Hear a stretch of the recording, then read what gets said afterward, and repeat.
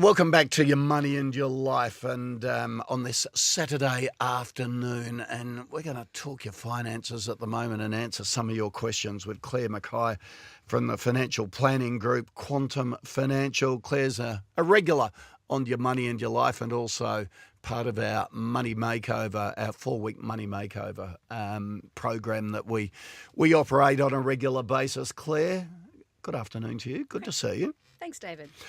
Let's kick off with something a bit topical at the moment. Brad and Angelina. Who would have thought that the glamour couple of Hollywood would split and actually be human and divorce? And there have been so many issues, twists and turns come out. It looks as though it's going to be a bit of an ugly settlement, ugly divorce. Give us some tips if you think your relationship is on the rocks. What should you be doing? Well, first of all, it's always terribly sad when you hear of anyone, their relationship falling apart. But the key thing is that once that decision has been made, or once you think it's going to come ahead, then it's about thinking about what's the best version of yourself during that, and what's the things you need to do to position yourself going forward for the rest of your life. Because it's not the end, it's the beginning of the next chapter. Yep, exactly. So do you wait until it's decided, or what if you've got a bit of an inkling that there are issues within the relationship? Do you start protecting yourself in the lead up to the eventual breakdown? Because most people can sense that it's happening. Do you start taking a closer interest in the finances? Do you make sure you've got access to all the bank accounts and insurance policies and the like? Absolutely.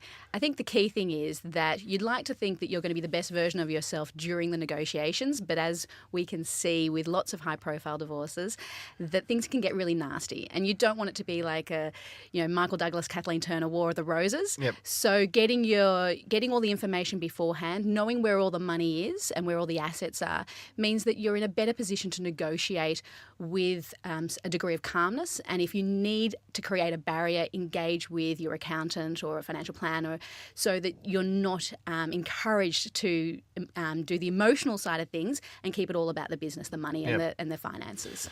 When the decision's made, you automatically cancel the joint credit cards and the joint bank accounts? Absolutely. I mean, I think the key thing is that you don't want to be putting yourself in a position where, through spite, other person's actions can lead you into some financial stress. Yep. So making sure that you have a degree of independence, making sure that you update your credit cards, your bank statements, your pay with your employer to make sure that it's being paid into the correct bank account, updating your superannuation nominations so that if anything were to happen to you, it goes to the people you care about, not to your ex-partner. Yep. And also just being confident that this is the beginning of the next phase. It's not focusing on the future means that you can be far more positive with the actions you take as opposed to focusing on the past. Yeah. In a settlement split, is there a general rule of thumb on how courts and lawyers decide it? Well, the two big assets are generally the home and the investments, so whether that be inside of super or outside of super. And in Australia, we have, regardless of whether you're formally married or not, if you are recognised as de factos for over 2 years, then all the assets are in the pot, unless you've already entered into some legal agreements that certain assets are separated, and what we call a binding financial agreement. The courts don't want to make the decision for you. The courts want you to decide and agree and negotiate and mediate between the two of you and your advisors. They don't want to have to make decisions about these things. So it's about, again, knowing where everything is and working out what's the best position for you, knowing that ultimately you can't take everything. There's going to be an element of compromise. Yep. Okay. Really good advice. And Brad and Ange should have followed that advice to start with, I think, and maybe it would have been a lot calmer. Let's get into some questions that have been sent through to us. First one, this one from Bill, on salary sacrificing. I'm in my late 30s, earn a reasonable income. Should I be thinking about salary sacrificing, or is it a bit too early? Well, I always say it's never too early to think about your retirement, particularly if you want to retire early. If you've got under control with your budget and you know the date your mortgage is going to be paid off, getting into a habit of putting a small amount of salary sacrifice is brilliant. Right. Okay.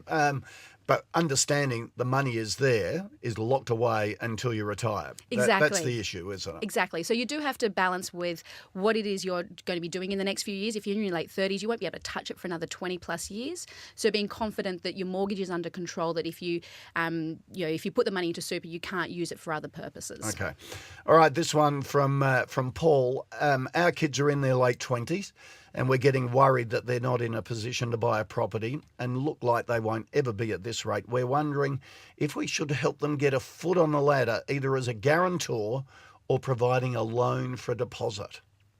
Okay, this is a common question for a lot of people. And the key thing is that's great if you're in the position to do so. And if you are in that position, then I would start having the conversation with your kids as to why they're not in the position to position themselves to get on the property market. Yep. It's great giving your kids a loan or a guarantor, but if they don't have any skin in the game, then they might take that for granted.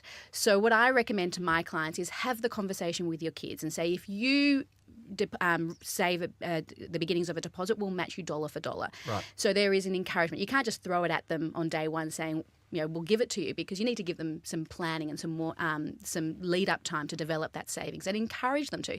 Maybe they don't want property for whatever reasons. We just you don't know. The second thing is guarantor is a pretty risky thing. The banks will take everything and they will want to make that as expansive as possible. So you might be putting your home on the line. So some of the institutions have what's called a family pledge, where you pledge up to a certain amount. If you don't have the cash. So you can limit the guarantee. Exactly, yes. The other thing that other families do is definitely if you do have the cash available, and certainly structure it as a loan.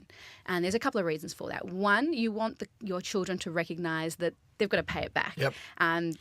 So do you go into a legal agreement with your kids and say, right, if you want me to do it as a loan, I'm going to be like the bank. Here is my loan condition. You have to sign it. Absolutely, absolutely. There's a couple of reasons for that.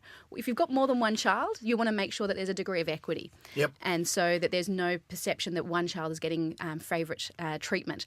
The second thing is, if your children end up in relationships living in that home with somebody else, that loan will end up being a protection should that relationship of your child not stand the test of time. It's a degree of protection for the family. Right. And the loan might be that there is an interest rate and that the interest rate capitalises, or it may be that you pay it on, comes out of the estate should something happen to you. It's about creating equity with your family and protection for your children. Okay. Another question, this one from Alex. Paying off the mortgage versus investing. We're in a good financial position, ahead on our mortgage and starting to build up some savings. We're wondering what the best use of our money would be. Keep building up savings, get more aggressive on our mortgage repayments, or start to invest in other assets like shares. Well, my favourite, this is a great position and this is awesome to hear. And my first reaction is always knock off that mortgage as quickly as possible. Be aggressive, pay it down as quickly as possible. In a low interest rate world and in a low growth world, that will mean that then when the mortgage is no longer there, you can make decisions about investing or other strategies. Right, okay. So even because of the age as well, are you saying that you do it at different ages? Does that count? I think with the way our tax structure works, the way the current economy is, paying down your mortgage is always a win when it comes to financial security. Okay, all right. Claire, good to see you. Thank you very much for your time today. Really appreciate it. And if you'd like to send questions through to us, don't forget our email is david@ymyl.com.au. Claire Mackay from Quantum Financial. Claire was Financial Planner of the Year last year, weren't you? So yes, I was. We've got the best in the business helping answer your questions today.